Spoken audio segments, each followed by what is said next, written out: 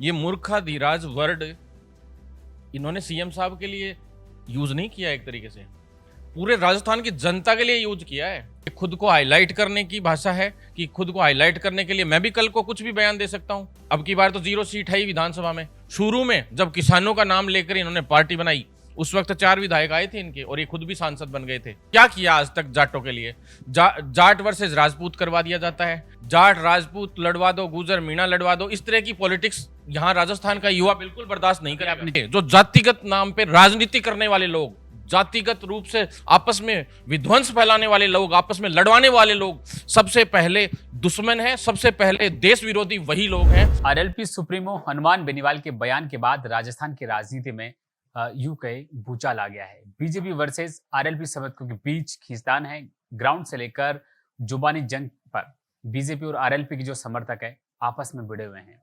इस तमाम पूरे मुद्दे पर बातचीत करने के लिए मेरे साथ मौजूद है बीजेपी से youth leader Bharat Beniwal. Sir, सबसे पहले तो गोल्डन इन में आपका स्वागत है। जी बिल्कुल, आपका आभार कि आपने जो है अभी हमारी बात भी रखने के लिए यहाँ पे आए और युवाओं की भी आवाज़ को और किसानों की सभी वर्ग की आवाज़ को आप बुलंद करते रहते हो। इसके लिए आपके चैनल को बहुत बहुत आभार। बेराना धाम में हनुमान बेनीवाल के द्वारा सीएम भजनलाल शर्मा पर जिस तरह से टिप्पणी की गई, उस बयान को आप कैसे देखते हैं? ये तो बहुत ही मूर्खतापूर्ण बयान है। इस तरह के बयान इतने जो लीडरशिप कर रहे हों, जिनकी अच्छी ठीक ठाक फॉलोइंग हो, ऐसे लोगों को देना ही नहीं चाहिए। मतलब विकास के मुद्दे की बात करनी चाहिए, युवाओं के भविष्य के लिए बात करनी चाहिए। जिस किसान शब्द पे वो राजनीति करते हैं, उन किसानों के लिए आज तक उन्होंने किया क्या, उस बात पे चर्चा भी होनी चाहिए। अगर इस तरीके की बात है तो किसानों के लिए क्या हुआ? 5-5 किसानों की बड़ी रैलियां करके उन्होंने पार्टी बना ली।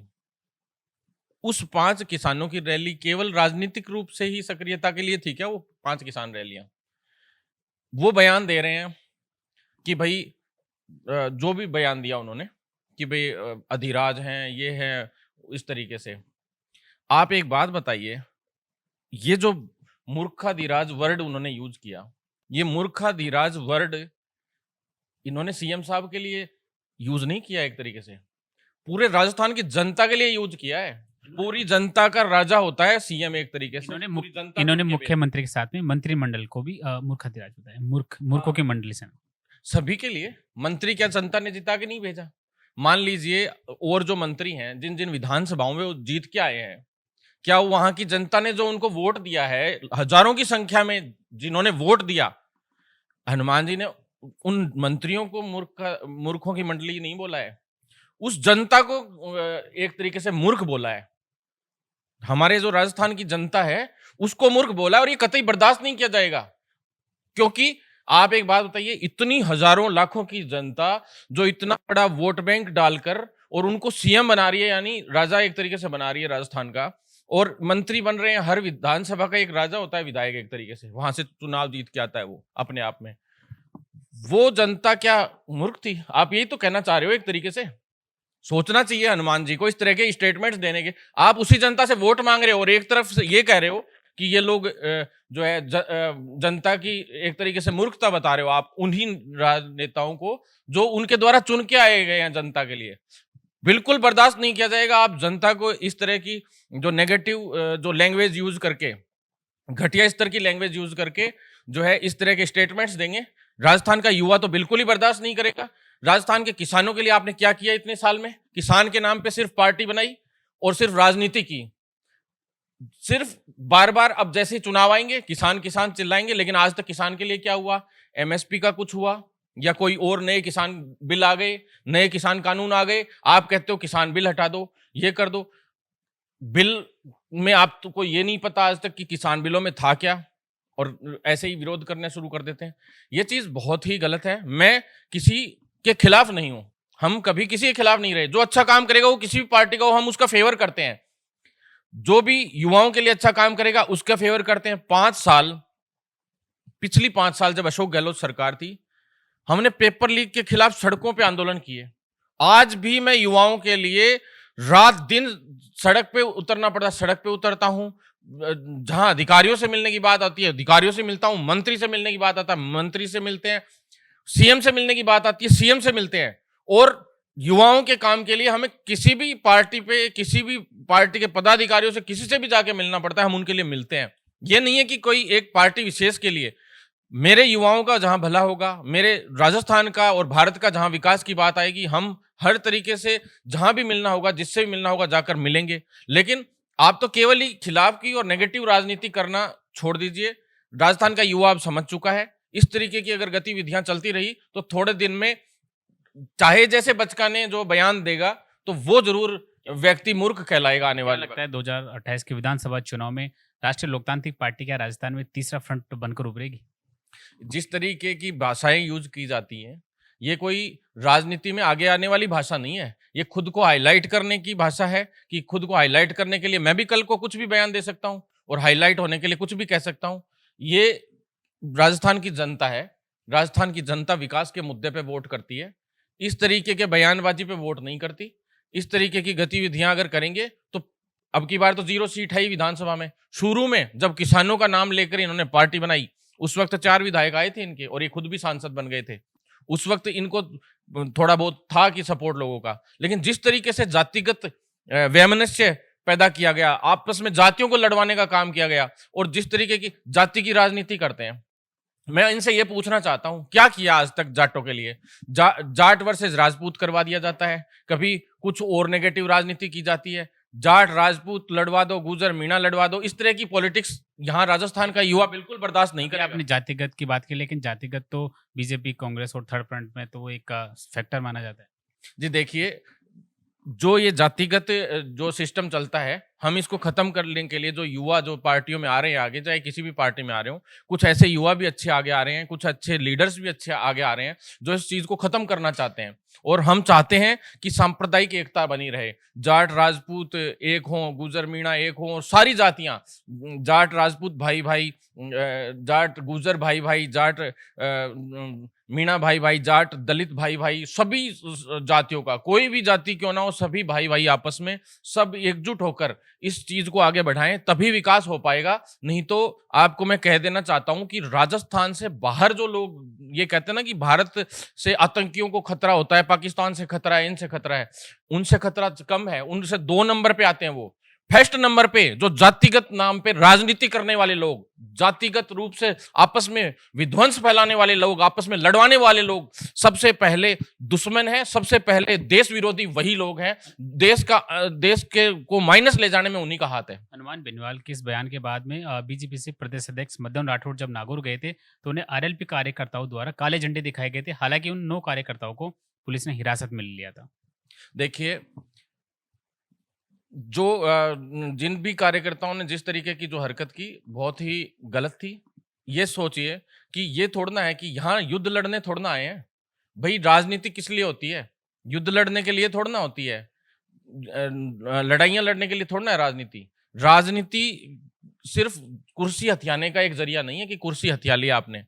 राजनीति है युवाओं के लिए काम करने के लिए, देश के लिए काम करने के लिए, डेवलपमेंट के मुद्दों पे बात करने के लिए। किसान जो 70 साल से नहीं, बहुत पुराने टाइम से ऋण में डूबा रहता है और सबसे ज्यादा जो अन्न देता है, जो पूरी जनता जिस अनाज को खाती है, लोग जो आम जन जिन तक खाने के रोजी रोटी मिलती है, जिसकी वजह से आज जिस किसान, वो तो आज किसी तरीके से नहीं। और आप इस तरीके के स्टेटमेंट्स दे रहे हो।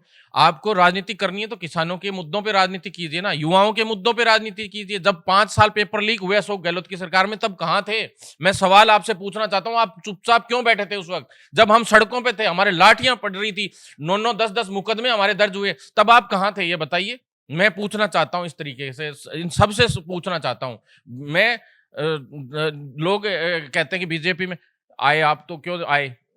मैं आपको यह बताना चाहता हूं कि भाई अशोक गहलोत जी ने इतना ज्यादा 19 भर्तियों के पेपर लीक, और उसके बाद मेडिकल विभाग में मेरिट बोनस आधार पे भर्तियां करवा के 8-9 भर्तियों में वो भ्रष्टाचार, वो पेपर लीक से भी बड़ा भ्रष्टाचार की बैकडोर एंट्री से ठेके से घुसाओ और उनको फिर नियमित करा दो। मतलब इस तरीके के भ्रष्टाचार अशोक गहलोत जी ने 2013 में ये मेरिट बोनस का मामला चलाया था, जबकि पहले लिखित से भर्तियां हुआ करती थी। क्यों नहीं की गई? जब सब विभागों में लिखित से होती है, लिखित से करनी चाहिए थी। तो इस तरीके के जो ये मामले थे, इनकी वजह से जब युवाओं के साथ इतना गलत हुआ तो हमारा भी मन हुआ कि यार इनका तो किसी तरीके से तोड़ निकालें। ऐसे तो राजनीति में जब तक युवा सक्रिय नहीं होगा तब तक तो कैसे ही नहीं हो पाएगा। भला उनका। सर, बेराना धाम में जिस तरह से संत 15 अप्रैल से धरने पर बैठे थे, तमाम जो उनकी मांगे थी, सरकार से सकारात्मक वार्ता भी चल रही थी। ऐसी क्या कारण रहा कि वहाँ पर संत हनुमान बेनीवाल के साथ में महापंचायत करनी पड़ी और अब संत वापस से हनुमान बेनीवाल के साथ जाने से मना कर दी और अब सरकार के जो वादे हैं और सरकार ने जो उनसे सहमति पर चर्चा करी उस बात से वो सहमत भी नजर आ रहे हैं। कैसे देखते हैं इस पूरे पूरे मामले को, कैसे देखते हैं आप? जी, मैं पूरे मामले को केवल राजनीतिक रूप से देख रहा हूँ। संतों की बात बिल्कुल सही है, उनकी जायज़ बात है, वो ऐसी बात नहीं है, उनकी बात गलत नहीं है। लेकिन उस जनता की भी बात सही है, जो वहाँ उस एरिया में रहती है और वो वहाँ का डेवलपमेंट चाहती है।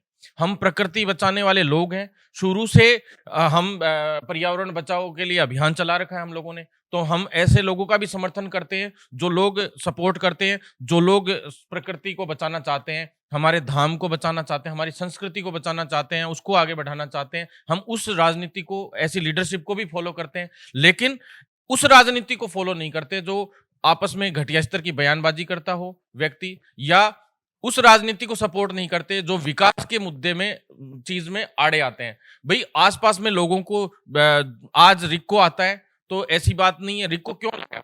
किसी को ये तो नहीं है कि भाई रिक्को से वैसे तो नुकसान था ही नहीं, रोजगार तो मिलता ही। और वहां मान लो गवर्नमेंट की कोई जमीन पर्सनली पड़ी है और उसमें वो रिक्को खोलना चाहती है, कोई बुराई नहीं है, लेकिन भैराना धाम को भी नुकसान नहीं होना चाहिए। तो दोनों के बीच का जो रास्ता निकले, भाई ठीक है, वहां आ गया रिक्को, अच्छी बात है। संतों ने जो डिमांड रखी उसके बाद उस पर विचार भी चला, कमेटी में भी उस मामले को रख दिया गया था और 100% इसका सॉल्यूशन भी होना था। लेकिन कुछ लोगों ने राजनीतिक उद्देश्य से गलत भावना रखते हुए जैसे इसमें एंट्री करी और गलत तरीके से एंट्री करते हुए इसको राजनीतिक मुद्दा बना दिया। आप ऐसा ही भर्ती का आंदोलन चल रहा है, उसमें आप कहते हो दूसरी जातियों के खिलाफ कि वो तो कोई लड़ाई नहीं, ये नहीं किया, वो नहीं किया। यार ये मुद्दे थोड़ा ना है हमारे लिए, इतिहास में किसने क्या किया हमें इससे कोई लेना देना नहीं है। युवा को चाहिए कि राजस्थान में आगे चल के डेवलपमेंट कैसे हो, युवाओं को रोजगार कैसे मिले। हमारी पार्टी का फर्स्ट ध्येय ये है कि रोजगार कैसे मिले, किसानों का भला कैसे हो। जो किसान बहुत वर्षों से पीड़ित है, आज भी वो पूरी तरह से त्रस्त है कि कैसे भी हमारा भला हो। इसीलिए किसान बिल लाने के प्रयास हुए थे कि किसानों का कुछ तो अच्छा हो। आपको लगता है मोदी जी किसानों के खिलाफ, जो 60% वोट बैंक है देश का, उसके खिलाफ बिल ले आएंगे? तब भी नेगेटिव। लेकिन किसी ने बिल पढ़े ही नहीं, किसान बिल ढंग से। पर कोई बात नहीं, नए किसान बिल आने चाहिए और ऐसे बिल आने चाहिए जिनमें किसानों के लिए इतना अच्छा हो, जो सबको रोजी रोटी देता है किसान, उस किसान के लिए कुछ अच्छा हो, उसमें कुछ तो भला हो उसका। हम हर हाल में प्रयास करेंगे। आज हम सत्ताधारी दल के कार्यकर्ता हैं, तो हम भी कोशिश करेंगे कि किसी भी तरीके से, क्योंकि जब तक आप सत्ता में नहीं आएंगे तब तक आप भला नहीं कर पाएंगे, क्योंकि आपके हाथ में कलम नहीं होगी। और अब आज सत्ता में आए तो हम प्रयास कर रहे हैं कि किसानों के लिए कुछ अच्छी स्कीम्स लाएं और अच्छी योजनाएं लेके आए। वो इस तरह के स्टेटमेंट्स यूज कर रहे हैं भजन लाल जी के लिए। मैं आपसे ये पूछना चाहता हूं कि पहले कभी भर्तियों के कैलेंडर, 1 साल के 1.25 लाख के भर्तियों के कैलेंडर कभी जारी हुए थे क्या?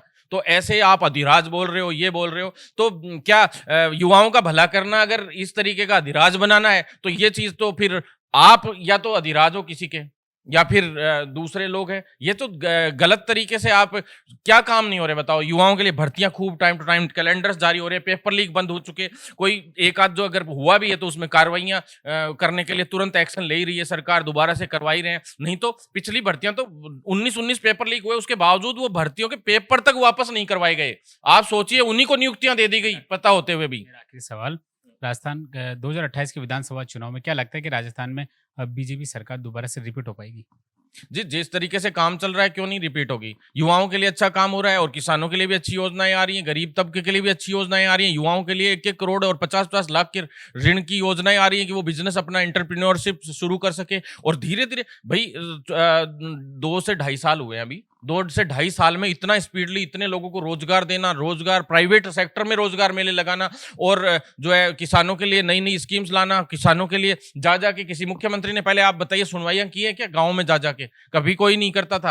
अब आज इस तरीके का जो ट्रेंड चला है, तो इससे भविष्य में अब इन नेताओं को भी सक्रिय होना पड़ेगा, जो ये सिर्फ स्टेटमेंट दे दे के जो वाहवाहियां बटोरते हैं ना। अब इनको भी पता चल जाएगा कि किसानों से जा जाके खुद भजन लाल जी मिल रहे हैं, तो अब विपक्ष को भी भी मजबूती से उस जनता से जुड़ाव करना पड़ेगा, नहीं तो और उस जनता की बात सुननी पड़ेगी कि यार ये तो आम जनता तक ही पहुंच गए, लोगों तक ही पहुंच गए और डायरेक्ट जुड़ाव रख रहे हैं। तो ऐसे में अगर कांग्रेस ने या विपक्षी दलों ने अगर नहीं रखा वो जुड़ाव, तो आने वाले वक्त में उनको कोई घुसने नहीं देगा घरों में। तो अच्छा चुनाव की तैयारी है और आने वाले भविष्य में आप देखना 2029 में बहुत अच्छे से रिपीट करेगी अगर इसी तरीके से सरकार चलती रही तो, अगर कोई खामियां नहीं रही तो। और हम प्रयास करेंगे कि कोई कमी नहीं रहे। लोगों से हम कोशिश करते हैं कि लोग अच्छे जो भी प्रॉब्लम्स हो उनको भी बताएं, कोई कमियां रह गई हो तो उनको बताएं। सभी जगह से सर्वे रिपोर्ट्स आती हैं, प्रत्येक बूथ स्तर तक से जो है एक एक व्यक्ति से प्रयास कर रहे हैं कि भाई कोई भी समस्या होती है तो उसकी समस्या ली जाए और उसका जल्द से जल्द निराकरण किया जाए। तो बेराना धाम में जिस तरह से हनुमान बेनीवाल के दौरान सीएम बजनाथ शर्मा पर टिप्पणी की गई,